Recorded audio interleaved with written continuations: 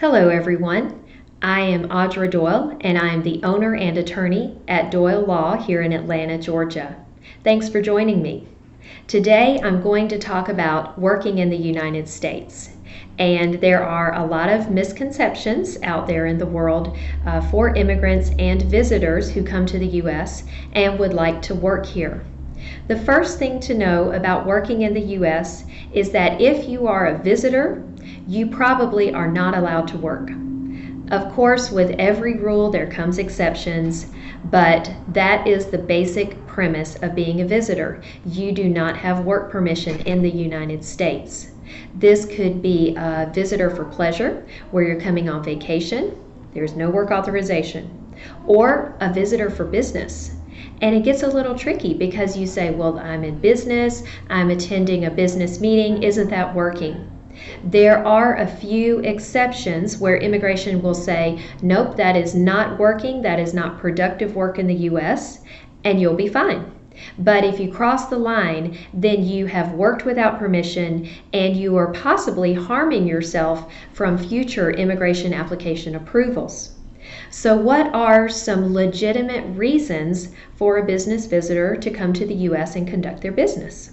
Number one is attending a conference or a trade show. Another one is to negotiate a contract. And a third is to deliver and set up materials or a machine that has been built in another country. If you look on the State Department website under Business Visitors and their rules called the FAM, F-A-M, it will have a list of these permitted activities for someone who is a business visitor. Now, what if you've already arrived in the U.S. and you think to yourself, I'm here, I would like to work? Well, you must have permission from immigration to do so.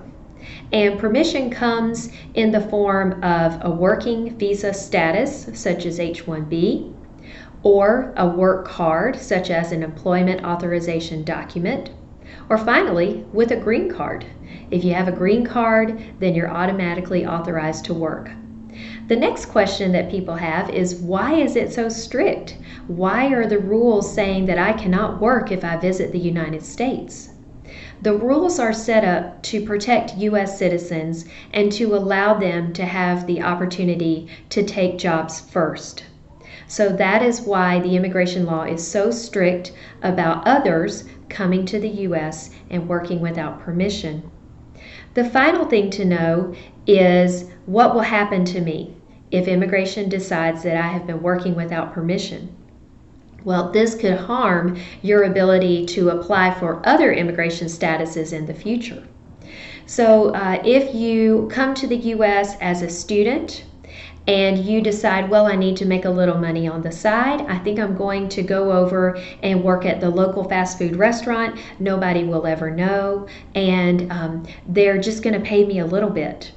Immigration will consider that to be working, and if you work long enough, then you have stopped yourself from being able to change your status or to get a green card. What kinds of work are permitted in the United States? If you would like to volunteer, such as if you would like to be a volunteer at a road race, where everyone who is there is a volunteer and no one is being paid, that is permitted.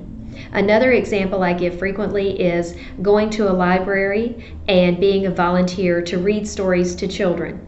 Libraries do not pay people to do that, so therefore that's authorized. Immigration will not consider that to be work. But if you go to the library Monday through Friday, you do all the work that the other librarians do, but you just don't get paid, immigration will say that you have worked without permission, even if you didn't get paid. It's important to be careful to not violate these rules because your future stay in the United States could depend on it. I hope that everyone has enjoyed this video, and if you have any questions, please feel free to contact me. Have a great day.